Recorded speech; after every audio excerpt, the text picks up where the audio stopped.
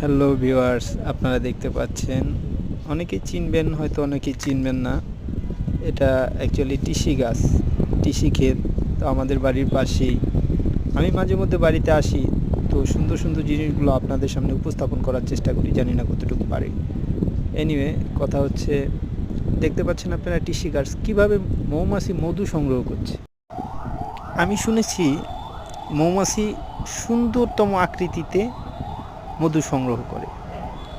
আপনারা শুনেছেন কি না, পবিত্র কোরআনে উল্লেখ আছে, আমি শুনেছি যে মৌমাছির মতো জীবন গঠন করো তোমরা।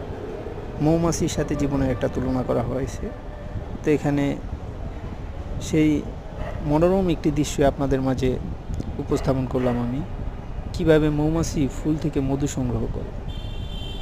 কি অপরূপ